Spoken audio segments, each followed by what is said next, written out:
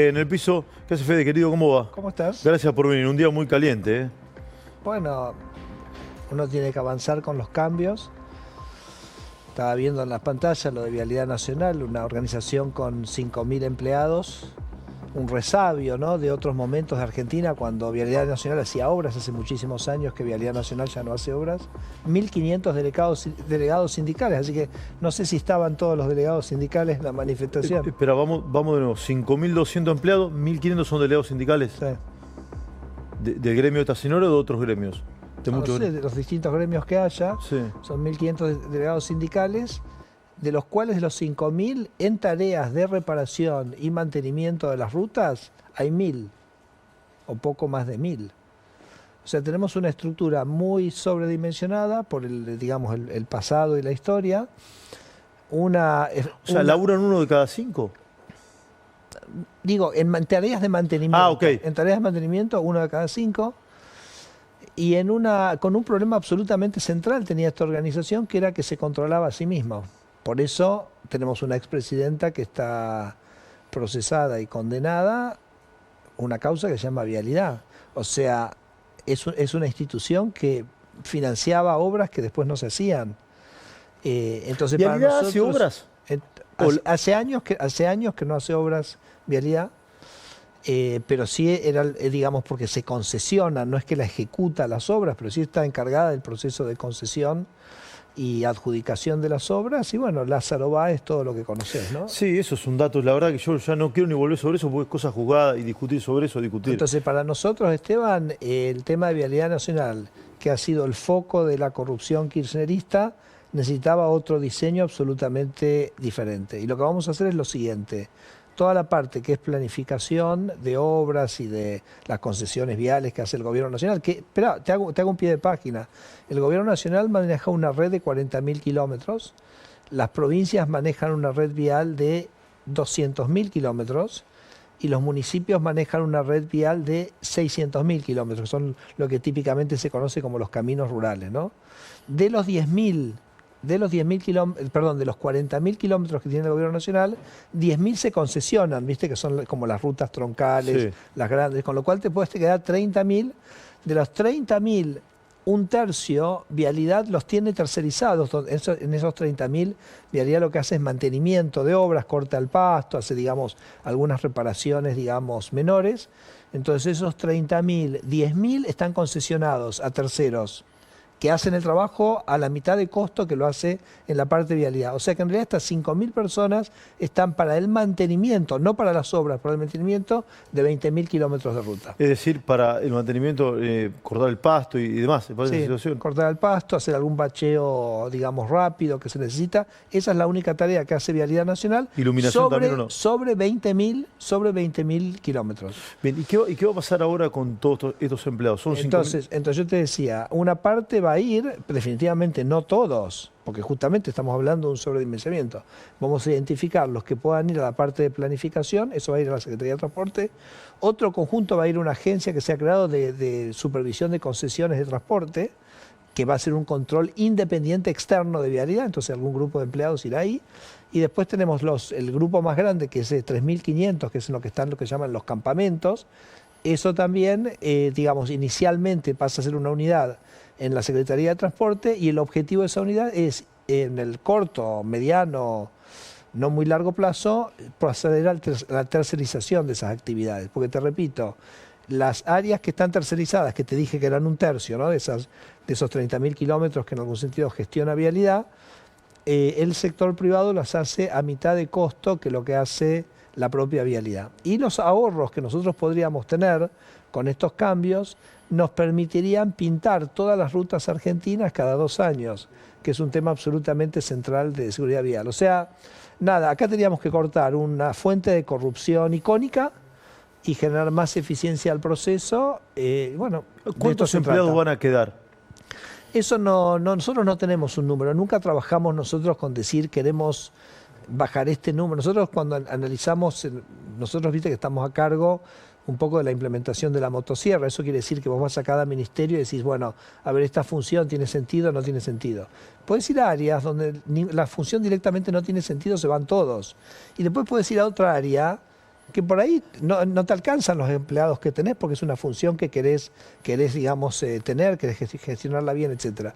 Entonces nosotros, Esteban, no trabajamos con criterios así, decir, tiene que ser tantos, etcétera. Se hace un análisis racional en cada caso. Lo que sí te puedo decir... Pero si hay 1.500 delegados, calculo que... Lo que te quiero decir es que obviamente hay una sobredimensionamiento de este organismo. Por eso te lo quise tratar de mensurar cuánto es realmente los kilómetros de ruta que maneja y que gestiona y que mantiene vialidad. Son 20.000 kilómetros de los 850.000 kilómetros de redes viales que tiene Argentina. Se terminó la obra pública, esto lo dijo el presidente muchas veces, lo dijo Manuel Adorni también, lo reafirmaste vos ayer cuando hablaste también durante la tarde. ¿Quién va a hacer las rutas en Argentina? Bueno, a ver, la concesión de las redes troncales implica que uno hace un sistema de peajes y el que toma la ruta básicamente hace el mantenimiento de la ruta y hace, digamos, las obras para que la ruta esté en condiciones y que sean necesarias.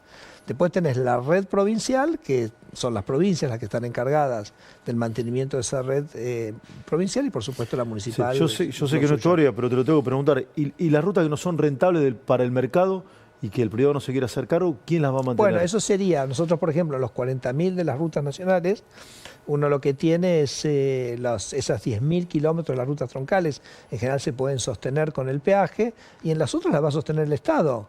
Pero una cosa, el Estado las puede sostener de manera propia, a través de una institución como Vialidad, o la puede gestionar a través de un tercero, el mantenimiento de la ruta, las obras que eventualmente haya que hacer. Lo que te podemos decir es que hemos encontrado... las que no se liciten las va a mantener y hacer el Estado. Por supuesto. Sí. Y todo Vialidad ahora queda bajo el Ministerio de Economía. Claro, bueno, ya estaba, ¿no? Pero digamos, ahí está, porque también esta es otra cosa que es interesante de analizar, que tiene que ver con todo este proceso de facultades delegadas, que sabes que termina hoy a las 23. Sí, mañana en realidad, ¿no? Sí, hoy 23. Javier puede firmar hasta hoy 23. Igual ya prácticamente tenemos todo, quedan algún par de cositas. Entonces, el kirchnerismo, yo siempre lo comento a esto, gestionaba a través de la construcción de cajas de guita, lugares donde podía juntar guita y después usarla sin mucho control. Uno de los mecanismos más efectivos para hacer eso era crear lo que se llama organismos descentralizados. Es decir, organismos que tienen su propia estructura, su propia administración, su propio mecanismo de recaudación, etcétera, y que son como entidades estatales independientes. Nosotros lo que hacemos ahora en muchas entidades, no solo Vialidad Nacional, estamos lo que se llama centralizando esas funciones. Las estamos volviendo a su competencia o a su área original. ¿Eso qué quiere decir? Tiene dos ventajas. Por un lado, que esas áreas no necesitan ya todo el staff administrativo, porque ya todo lo que vos necesitas de jurídicos, de liquidación de sueldos, etcétera, ya lo va a hacer, digamos, la organización o en el ministerio en el cual vos te alojás. Así que ahí tenés ahorros muy importantes de recursos. Y segundo, evitás esta tentación que tienen estos organismos a ¿qué? Armarte trámites para cobrar. O sea, nosotros acá teníamos una burocracia recaudatoria. Tenías trámites que se inventaban para poder cobrar. ¿Qué pasa o qué va a pasar con el INTI y el INTA? Bueno, justamente tanto el INTA como el INTI son ejemplos perfectos de esto, ¿no? Que vos vas a estar centralizando, el INTI va a pasar a ser una dependencia en la Secretaría de Producción, la Secretaría de Comercio. El INTI, la verdad que...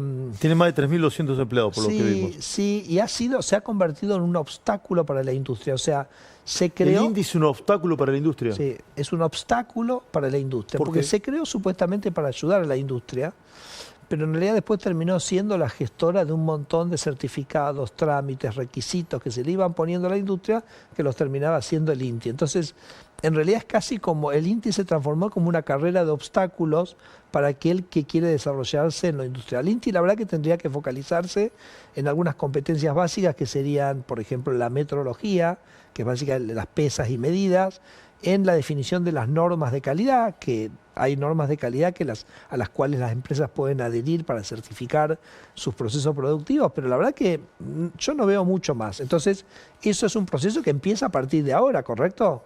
Empieza a partir de ahora. Ahora se centralizó y entonces ahí también va a haber una readecuación de la estructura funcional del INTI y un ordenamiento y una definición más específica de las funciones. Y el INTA O sea, va a hahaber menos gente trabajando.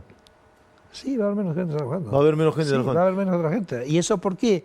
Por eso va a permitir reducir los costos del sector público, reducirle obstáculos a la producción privada, y esos ahorros, como ya lo hemos hablado muchas veces, Esteban, cada ahorro en el sector público es un peso menos de impuestos al sector privado. ¿Pero te puedo comentar algo del INTA? Sí, pues déjame hacerte dos preguntas más sobre el INTI. Recién una trabajadora decía que son 700 empleados que posiblemente pasen a disponibilidad. ¿Es correcto este número o no? Te repito lo mismo. Me parece que, digamos, este es un trabajo que ahora empieza en la Secretaría de Comercio, definir cuáles son las competencias, las estructuras, ahí se ve quién... Una física nos decía recién que ellas homologaban las pilas.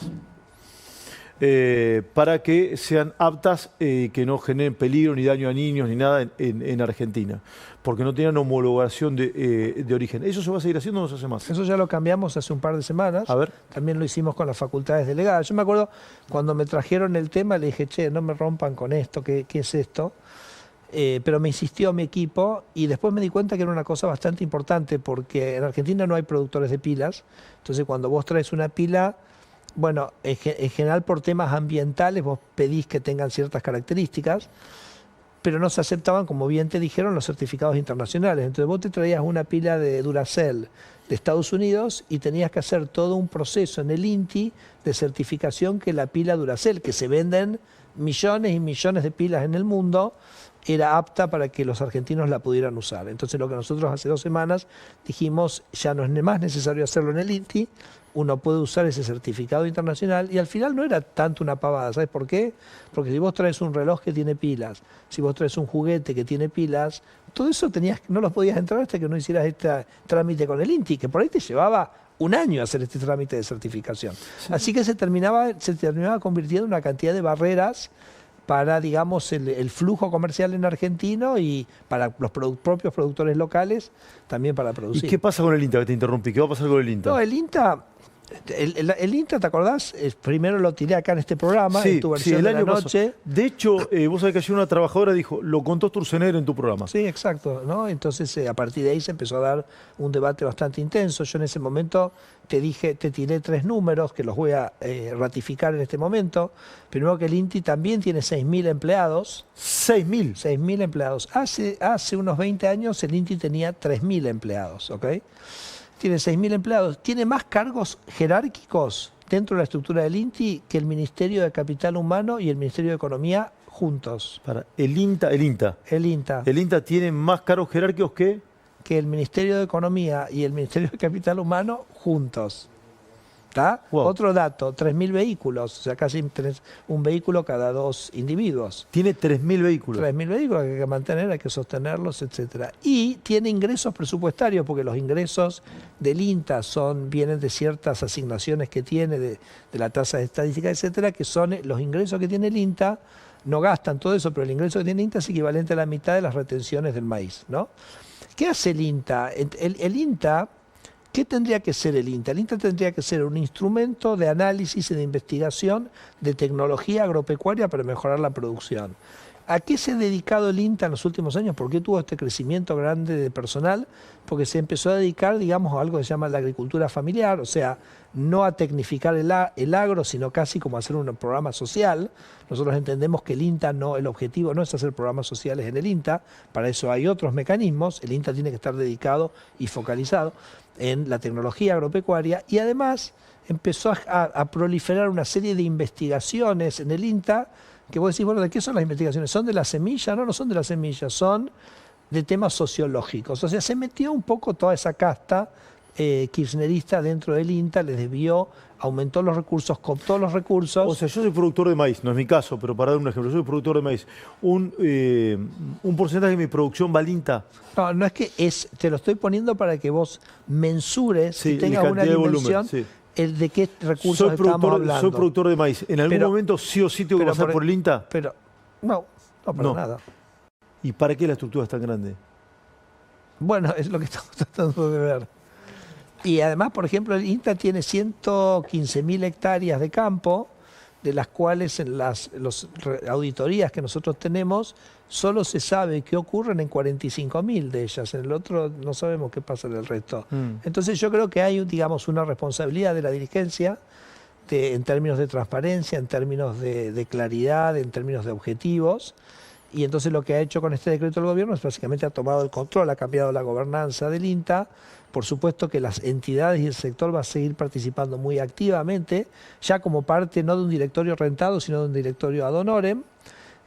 Bueno, y me parece que empieza también un proceso de indagación propia que tiene que hacer el propio sector agropecuario y el INTA sobre qué es lo que queremos que hagamos con esta organización. Nosotros, hay un sistema que a nosotros nos gusta mucho, en todo caso también podría aplicar al INTI, es que cuando vos haces una investigación, sobre todo esto que es investigación muy aplicada, no es investigación básica que la haces en las universidades, sí. Te digo, el INTI la verdad que tendría que estar en las universidades, no sé por qué está separado de los lugares donde se genera el crecimiento, está esto.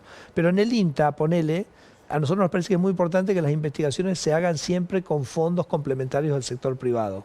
O sea, que haya un privado que diga, yo estoy dispuesto a poner parte de la tarasca para hacer esto. Está bien, el Estado me ayuda, porque estamos hablando de innovación tecnológica, crecimiento, etcétera, perfecto. Pero no, digamos, cualquier cosa que no sabemos si tiene valor social sí, o no. Dos cosas más sobre el INTA. De estos 6.000 empleados, me imagino que se interrumpirán contratos, cesanteados, ¿cómo es eso?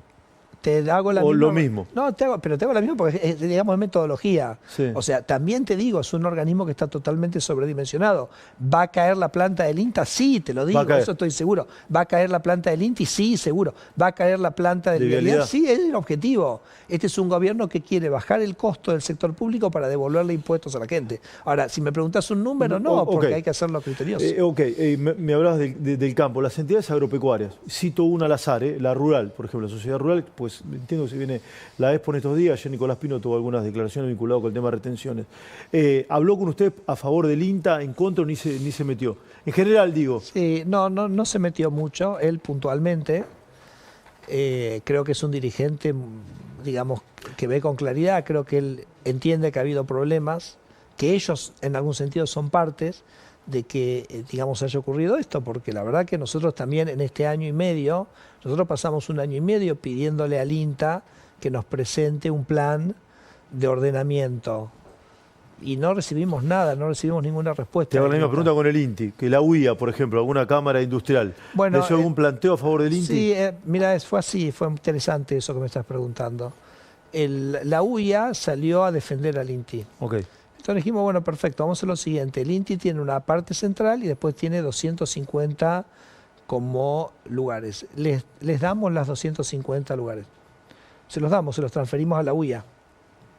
¿Para que la UIA haga qué? Bueno, no sé, ellos dicen que estaba buenísimo lo que hacían. ¿Y los tomaron? No, para nada. No, dijeron, bueno, no, fíjate qué querés hacer. Entonces no estaría tan bueno lo que hacen. Bueno. Es lo que estoy tratando de inferir, ¿no? Pero fue interesante esa... Yo la verdad que, yo insisto siempre lo mismo, ¿no? O sea, vos me preguntás acá sobre la... Es como curioso, vos me preguntás sobre qué pasa con los empleados de Vialidad, qué pasa con los empleados del INTA, etcétera. Y no me preguntás, es natural que no me preguntes, pero ahora te vas a dar cuenta de lo que te voy a decir, no me preguntás sobre todos los empleos que se van a crear cuando yo le devuelva ese dinero a los 45 millones o 47 millones. Porque se va a dinamizar más el... No, claro, o sea, nosotros viste que en este último año bajamos 50.000 empleados públicos. Sí. Eso nos permitió un ahorro de 2.000 millones de dólares. ¿Dónde están esos 2.000 millones de dólares ahora? ¿Dónde están? Que antes, nos lo cobraban a nosotros como ciudadanos para financiar a esos empleados públicos. Ahora, el Estado eso no lo gasta, con lo cual no me lo tiene que pagar como impuestos. ¿Y ese quiere decir? ¿Qué quiere decir? ¿Que nosotros dos qué? Gastamos menos, pagamos menos. No, recuperamos esa plata. Porque, a ver, esto es... A ver. Todo lo que el gobierno gasta, alguien lo garpa. ¿Está bien eso? Sí, correcto. O sea, o alguien paga un impuesto... Sí. O si el gobierno... ¿Se endeuda o emitimos? No, claro, o si el gobierno no le alcanza plata, emite y lo pagamos con inflación. Entonces, imagínate que están todos esos gastos, bueno, nosotros los estamos pagando de manera más explícita o más solapada, oculta, pero lo estamos pagando. Cuando Javier Milei baja el gasto público 30%, todo ese dinero que no se gasta más es un dinero que él no nos tiene que pedir a nosotros como ciudadanos para financiarlo. Por ejemplo, el año pasado, lo primero que no nos pidió fue la necesidad de emitir dinero.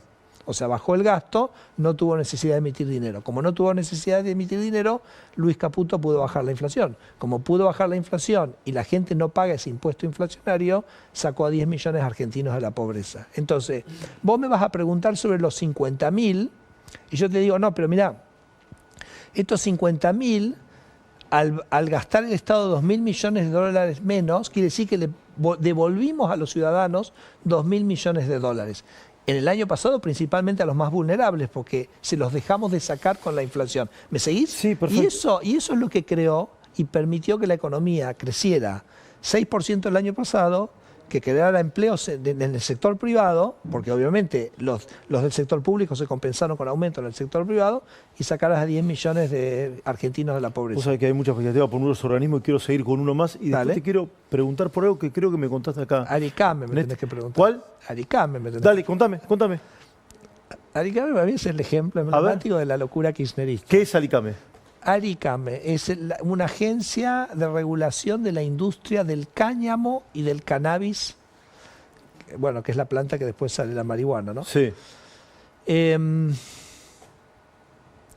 Entonces ellos crearon un organismo descentralizado para regular esta industria. Ese organismo tenía más secretarios de Estado que el Ministerio de Salud. ¿Ok? Y hacía cosas que ya eran competencia del ANMAT. O sea, creaste un organismo descentralizado para tener una cantidad de puestos bien remunerados para hacer algo que el Estado ya hacía. Ese es como te lo describe de cuerpo entero. Ese se disolvió ayer. Sí, lo contó Adorni ayer en la Sí, conferencia correcto. también. ¿Y algunas de esas personas qué hacían? ¿Cumplían horario, iban a trabajar? ¿Qué hacían? No, supongo que algunos sí, algo harían. Y, viste, estos organismos siempre hacen registros. Una modificación hoy absolutamente extraordinaria que hicimos fue en el INV, es el Instituto Nacional de Vinicultura. Que esa es una industria importantísima para Argentina, relativamente exitosa. Y culturalmente muy importante También, y hace muchos años se cambió la ley y básicamente se hizo que el Instituto Nacional del Vino, como que en algún sentido, verificara cada paso de la cadena productiva. Entonces vos querías mover la uva de acá a allá, tenías que pedirle permiso al INV, etcétera. Cuando en realidad el control, como es en cualquier alimento, ¿a dónde se hace? Se hace sobre el alimento. Se hace si el alimento es saludable, si es inocuo, que quiere decir que no genera un problema para la salud. Podés testear en el caso del vino la genuinidad, que lo que vos llamás vino sea efectivamente vino, pero no cada uno de las etapas del proceso productivo. Nosotros hablamos con muchísimos viñateros y nos dijeron, yo tengo todo un equipo de gente simplemente para cumplir con los requisitos burocráticos del INV. O sea, te controlabas si cambiabas una planta de lugar, digamos. Claro, por ejemplo. O por ejemplo, una hectárea vendías de viñedo, tenías que registrarlo, había un registro. Me hiciste acordar porque cuando me dijiste que hacían los de Aricame, Sí. seguramente inventaban algún registro o algo, ¿no? Entonces, Y eso del INB no existe más. no, claro, a nosotros las facultades delegadas nos permiten cambiar las funciones. Entonces pudimos modificar el artículo 24 bis y decir que ahora solamente la intervención del INB es al final de la cadena, que era lo que nos pedía toda la industria vitivinícola. No quiero que te vayas sin que me cuentes lo del Ego. Pero lo del Ego, que vos me contaste de los ladrillitos que lo iban a verificar al exterior. Sí. Sí, no quiero que te vayas sin que me cuentes eso. Que la Agencia Nacional de Seguridad Vial no existe más tampoco.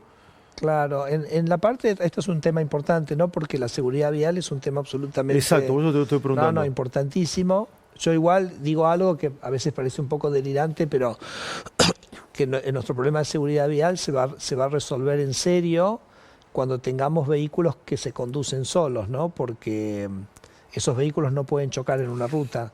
Está bien, estaremos a 10 años, 15 años, pero lo otro es... ¿Vos lo planteaste en la ley de bases eso? Sí. Y después lo reglamentamos en la ley de transporte. Ah, está reglamentado eso. Sí. Y lo otro que se relaciona con eso es que si nosotros tenemos autos de mala calidad, que el Mercosur nos obliga a tener autos de mala calidad... Me dejas un montón de títulos. El Mercosur nos obliga a tener autos de mala calidad. Claro, entonces eso es terrible para la seguridad vial.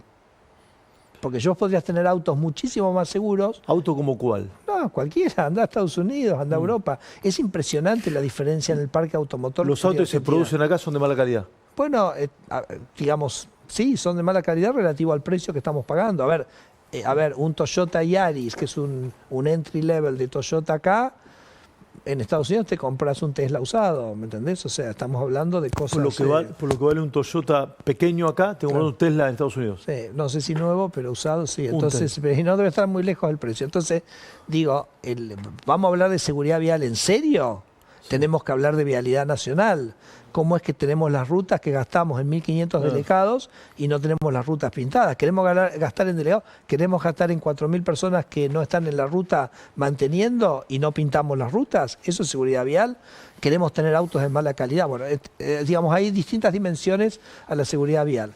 Entonces, nosotros el control de las rutas, el control en rutas, históricamente en Argentina lo hacían dos organizaciones. Lo hacía Gendarmería y lo hacía las policías provinciales. Seguramente cuando has andado en ruta te han parado o Gendarmería o la Policía Provincial. Nosotros ahora vamos a unificar todo el control de la ruta en Gendarmería. Fíjate la locura que teníamos en el control vehicular. En el control que podía hacer la Agencia de Seguridad Vial, como la Agencia de Seguridad Vial no tenía poder de policía, si hacía un control lo tenía que hacer con Gendarmería. Lo tenía que hacer con Gendarmería. O sea, no había controles de seguridad vial sin que estuviera Gendarmería. Después había otra cosa que se llama la CNRT, que es una organización que quedó sin funciones, porque nosotros regulamos el transporte de pasajeros de larga distancia. Entonces, cuidaban horarios, fechas, todo eso desapareció todo. Eso, o sea, quedaron. Y esos hacían algún control vehicular de camiones. Llenos los camiones. Si el camión estaba vacío, no lo podía parar. Y la Agencia de Seguridad Vial, si veía un camión que estaba hecho percha, no lo podía parar, porque podía parar vehículos. Y la CNRT, si veía un auto que estaba percha, no lo podía parar. Sí, entonces unificamos todo el control vehicular en Gendarmería, que el año pasado hizo 2,5 millones de controles, 5 millones de personas digamos, verificadas vehicularmente por Gendarmería, y unificamos en una sola, y vamos a tener mucha más efectividad en el control en rutas. Igual, ojo, seguridad vial son dos cosas: exceso de velocidad y alcohol, ¿correcto? Esas dos cosas te explican la gran mayoría de los accidentes. Sí, y alcoholemia los hacen los municipios, ¿no? Sí, bueno, pero digamos, eso hay que pensarlo. Sí, o sea, claro. Eso es la clave, ¿no? Ahora, me dijiste lo de los autos. ¿Por qué son tan caros los autos en Argentina? Bueno, porque no está... Tienen aranceles que son muy altos. Hay restricciones, por ejemplo, a la importación de autos usados. Nosotros recién acabamos de facilitar que un privado pueda importarse por su propia cuenta un auto nuevo, si quisiera. En la práctica lo que va a ocurrir es que eso, para mí, le va a poner un techo a los márgenes que puedan cobrar las concesionarias acá. Porque si te zarpás mucho, entonces... ¿Y yo puedo traer un auto usado de Uruguay? No, entonces autos usados tenemos que trabajar un poquito en la normativa. Okay. Así que lo estamos trabajando y creo que sería un golazo también hacerlo. Sí, es decir, hay un sector de la industria automotriz argentina que no quiere la competencia de afuera. Bueno, ningún empresario quiere la competencia de afuera. Sí. No solo la industria automotriz, todos. Lo que pasa es que ese es el proteccionismo, esa es la casta. Tiene que venir un gobierno que esté focalizado en el individuo, que esté focalizado en la... Sí. ¿Qué pasa? Tienes arriba de las carapelas? La motosierra, claro. Sí, esta es nuestro emblema, orgullo, te repito.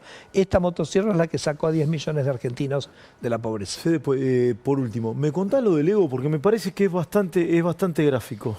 No, creo que lo que una vez yo te conté acá es que, por ejemplo, para ciertos... Esto ya desapareció, ¿ok? Pero sí, que es casi vergonzante contarlo. Pero para ciertos procesos industriales, vos tenías un procedimiento que, por ejemplo, si querías importar un Lego, tenías que certificar en Argentina la fábrica mundial de Legos. Porque, viste, hay que ver, pero también pasaba en la aviación, o sea... Sí, queda en Dinamarca la fábrica. Vos querías traer un Boeing y tenías que ir a la fábrica de Boeing a ver si Boeing era una empresa seria, ¿me entendés? Sí. O si querés traer un Tesla, tenés que ir a la fábrica de Tesla. Entonces, o sea, eso lo hemos ido cambiando. Iba un burócrata y le preguntaba al segundo de Elon Musk a ver si estaba bien hecho el auto. Avión, claro, días así para visitar, para... Sí. Pasear un poco, supongo. Así que bueno, esas las hemos ido eliminando. Los juguetes también tenían otro problema, que son los talatos. ¿Talatos? Sí, que básicamente no, que son, digamos, productos que a veces están en los plásticos. Cuando vos tenés un niño, querés asegurarte que el juguete no tenga eso, tenías que hacer unos test en el INTI, creo que eran, de los talatos, que eran imposibles, así que era básicamente imposible importar un juguete en Argentina. Por eso el INTI hacía eso, ¿no? Al final era una gran barrera para la arancelaria. Entonces teníamos juguetes carísimos en Argentina. Bueno, lo sabrás, no sé si vos tenés chicos, Sí, pero bueno, entonces lo sabrás. El juguete es un elemento central en el crecimiento intelectual de un niño. O sea, los juguetes están armados para que el niño esté estimulado intelectualmente. Es un objeto muy importante para el crecimiento cognitivo de los chicos. Bueno, acá es una locura lo que salen comparado con cualquier país del mundo, y en parte era por este tipo de cosas que hacían estas organizaciones. Cortito, facultad delegada, no más. No, pará, lo que te quiero decir es, entonces lo que vamos a hacer, estamos cambiando con Ministerio de Salud y con Producción para que los juguetes que estén certificados internacionalmente en Europa y en Estados Unidos puedan entrar sin necesidad de hacer esos test. Estos test en Argentina. Idealmente eso tendría que bajar fuertemente el precio de los juguetes. Facultad delegada, lo dijiste ayer, no más. Claro, pero acá sí te quiero decir una cosa. Pero los ajustes siguen, dale. No, esto sí, déjame terminar con esto, porque tiene que ver con Javier, ¿no? Y el estilo de Javier. La Constitución dice que el Congreso puede delegar facultades con dos condiciones. La primera es que sea un plazo definido, y segundo, que sea una materia específica. O sea, el Congreso no puede decirle a un gobierno, goberná por mí. Te puede decir, mira, necesitas resolver A, B y C, yo te delego por 6 meses para que resuelvas A, B y C. ¿Estamos hasta ahí? Duhalde, cuando hace la primera ley grande, sí, de emergencia económica, era un viva la pepa, o sea, hace cualquier cosa, lo cual es totalmente contrario al mandato constitucional. Imagínate que después especificó los depósitos, afectó los derechos de propiedad, hizo lo que quiso. Era por 2 años, tenía un plazo fijo, y después se extendió un año más, después se extendió un año más, después se extendió 2 años más, después se extendió 2 años más, después no se te va a extendió... quedar la mesa, no bueno, te va a quedar listo. la mesa. Entonces se extendieron hasta el 2017. O sea, todo Néstor Kirchner, todo Duhalde, todo Néstor Kirchner todo Cristina. y todo Cristina gobernaron con facultades delegadas. Entonces, ambos principios que la Constitución dice para las facultades delegadas, el gobierno los peronistas no lo cumplen. Por supuesto, vino Alberto Fernández, las volvió a reinstaurar, lo primero que hizo, con una cosa absolutamente grotesca. Esto te vas a reír lo que te voy a contar, que en un momento una de las delegaciones que tenían, que había sido por 180 días, vio que no resolvía el tema los 180 días, y entonces las prorrogó por DNU. ¿Me entendés lo que te estoy contando? Sí. Te estoy diciendo que el gobierno le delegó, y como se le acabó el tiempo, dijo, bueno, por DNU las extiendo. Lo único que no puedes hacer por DNU, porque es una delegación del Congreso, ¿me entendés? Entonces, digo, ese es el nivel de locura y de poca institucionalidad que tenía el kirchnerismo con esta cosa, por supuesto. Habría que ver qué diputados protestaron o no. Imagínate si hoy sale Javier y dice, che, era joda, vamos un año más con las delegadas con un DNU. ¿Te imaginas el escándalo que sería? Bueno, ahora Javier no uso lo mismo, dijo, yo quiero delegadas por un año, pues yo no quiero gobernar con delegadas. Yo quiero simplemente implementar mi programa de reformas, y nos dieron materias muy, muy específicas. Pero las reformas siguen, y en caso de seguir, siguen las reformas. Y van a tener que ir al Congreso muchas de ellas. Porque esto es simplemente una ventanita, pero después tenés decretos y resoluciones para seguir modificando, pero te digo, imagínate que esto eran 1.500 leyes que podíamos analizar con las delegadas, y los decretos son 700.000. Pero te termino con una reflexión. ¿Viste que a veces Javier dice que prefiere una verdad incómoda a una mentira reconfortante? Sí. Yo digo, la sociedad que prefiere, ¿quiere un presidente que habla suavecito como Alberto Fernández y te viola la Constitución en cada esquina? ¿O prefiere un presidente aguerrido como Javier Milei, muy vocal, muy fuerte, pero que te respeta la Constitución? Me parece que es interesante, porque este ejercicio de facultades delegadas que hemos hecho es la primera vez que se atiene estrictamente a la letra de la Constitución, porque, Esteban, nosotros nos dijeron, vos podés hacer delegación por este tema y este tema. Y te puedo asegurar que no nos movimos ni una coma del mandato que nos había dado la Constitución. Sí, ahora sí, por último, ¿cuántas regulaciones son en total? ¿Algún momento? No, con las facultades delegadas fueron 101. Así que te digo, ayer cuando las leí a Adorni, digo, pucha, lo que hemos laburado. Este año, por supuesto, un trabajo, Esteban, de todo el gobierno, porque han participado absolutamente todos los ministerios.